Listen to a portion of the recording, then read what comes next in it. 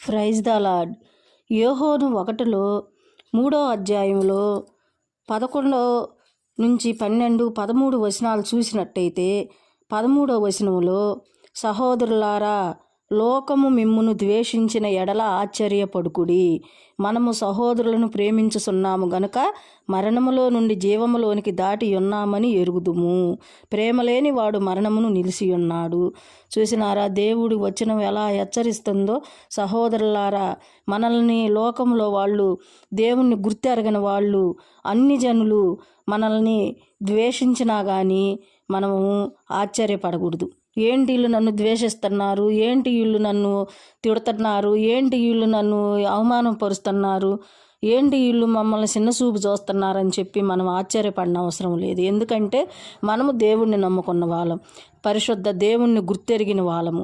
కాబట్టి మనము శాంతి సమాధానం కలిగిన వాళ్ళం. మనం దేవుని దగ్గర సత్యమును, జీవమును, మార్గమును గుర్తెరిగిన వాళ్ళం మనం. అటువంటి పరిశుద్ధుడు దేవుణ్ణి మనం గుర్తెరిగినాం కాబట్టి, ఆయన కట్టడాలు, ఆయన ఆజ్ఞలు అవన్నీ మనము తెలుసుకున్నాం కాబట్టి ద్వేషించిన ఎడల ఆశ్చర్యపడకూడదు. ఆశ్చర్యపడకుడి అంటున్నాడు. నిజమే, లోకం మనల్ని చూసి ఎగతాళి చేసినా, ఏది చేసినా మనము ఆశ్చర్యపడిన అవసరం లేదు. దేవుడు గొప్ప చెప్పుకుందామి. ఆయనే చూసుకుంటాడు, ప్రతిదీ ఆయన చూస్తుంటాడు. ఆయన నమ్ముకున్న దేవుని బిడ్డలకి ఎక్కడ ఏం జరుగుతుంది, ఎక్కడ అవమానం పడుతున్నారు, ఎక్కడ సంతోషపడుతున్నారు.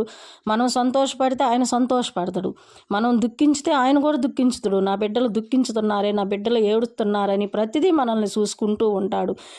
క్షణం మనల్ని కాపాడుకుంటూ ఉంటాడు. కాబట్టి మనల్ని ద్వేషించినా కానీ మనం ఆశ్చర్యపడకూడదు. ఏంటి నన్ను ఇలా మాట్లాడుతున్నారని మనం అది కామనే, ఏముందిలే, అది మనం దేవుణ్ణి నమ్ముకున్న వాళ్ళం వాళ్ళకి వాళ్ళు దేవుణ్ణి గుర్తెరగని వాళ్ళు.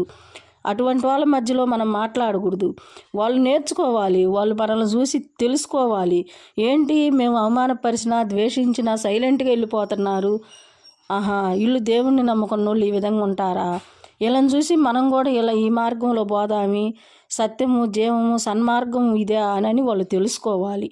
అప్పుడే మనం దేవుని బిడ్డలం అవుతాము, దేవునికి మనం దగ్గరలో ఉంటాము, దేవుని దాసులం అవుతాము, దేవుని బిడ్డలం అవుతాము. మన నుంచి మన పొరుగువారిని కూడా ప్రేమించాలి మనం. Praise the lord.